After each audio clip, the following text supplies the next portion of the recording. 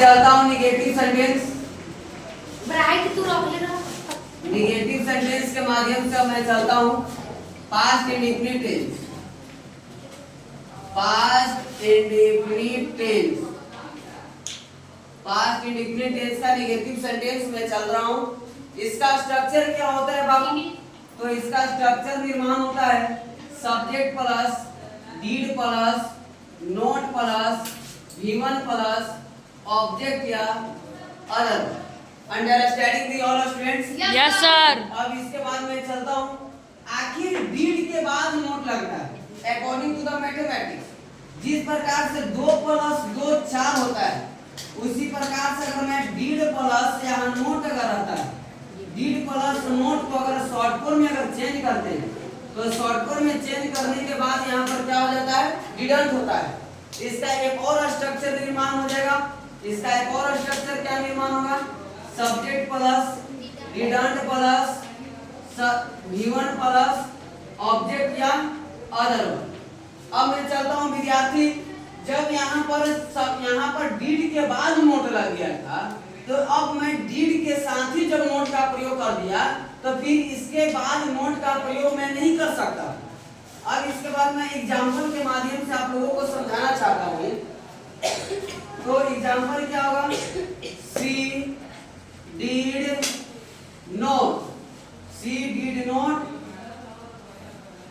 Go to Patna.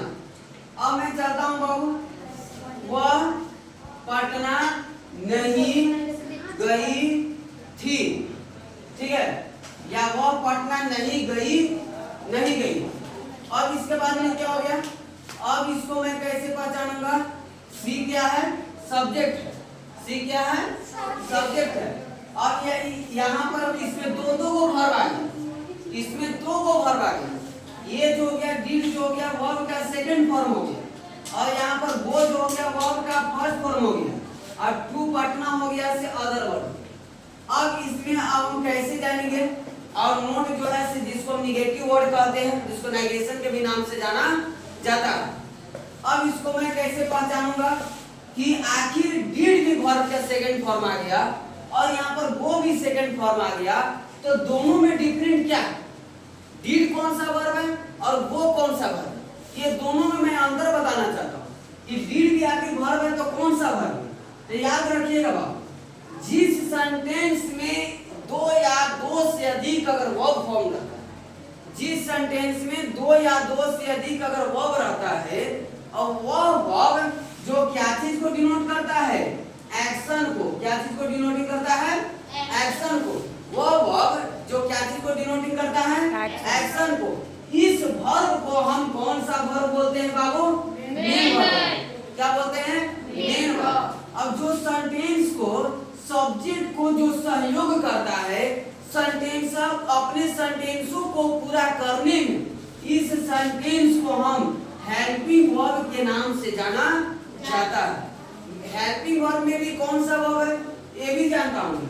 Helping verb 2 form में बढ़ जाता है। एक को हम कहते हैं, क्या चीज कहते हैं?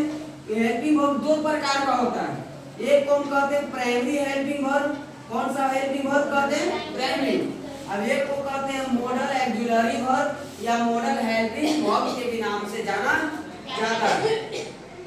प्राइमरी हेल्पिंग वर्ब में 3 गो फॉर्म आता है, टू हैव, टू डू और टू बी। तो to have, to do, to be. अब यहाँ पर टू डू में आता है कौन आता है? डू आता है, डीड आता है और क्या आता है? डज आता है। तो इसी प्राइमरी ऑक्सिलरी वर्ब इसको बोल सकते हैं, या आप ऑक्सिलरी वर्ब के भी नाम से जाना जाता है। तो इसको आप ऑक्सिलरी वर्ब बोलिए, चाहे हेल्पिंग वर्ब बोलिए, चाहे आप प्राइमरी हेल्पिंग वर्ब बोलिए, या प्राइमरी ऑक्सिलरी वर्ब बोलिए, और नोट प्रॉब्लम, आपको कोई समस्या नहीं हो सकता है। आप इसको समझने की कोशिश करिएगा। तो इसको हम हेल्पिंग वर्ब कहेंगे, और जो वर्ब एक्शन को डिनोट करता है, इस वर्ब को हम कौन सा वर्ब बोलते हैं? मेन वर्ब बोलते हैं। कौन सा वर्ब बोलेंगे? Main verb. इसके माध्यम से और एक सेंटेंस मैं लेता हूँ, they did didn't, they didn't catch the cat. वे लोग बिल्ली को नहीं पकड़े, वे लोग बिल्ली को नहीं पकड़े। इसको कैसे सेंटेंस होगा यार, वे लोग बिल्ली को नहीं पकड़े थे। समझ रहे हो? ये भी आपका सेंटेंस होगा। तो यहाँ पर डिडंट का प्रयोग कर दिए। तो जब यहाँ पर सब्जेक्ट है तो यहाँ पर डिड के बाद मैंने नोट नहीं लगाया। तो जब मैं डिड के बाद नोट नहीं लगाया तो इसको हम एक्सिलरी वर्ब में ही मैंने डिड नोट को मैंने जोड़ दिया। ये हो गया शॉर्ट फॉर्म। याद रखिएगा, डिड और नोट जो होता है जिसको फुल फॉर्म कहा जाता है। कौन सा फॉर्म कहते हैं? Full form.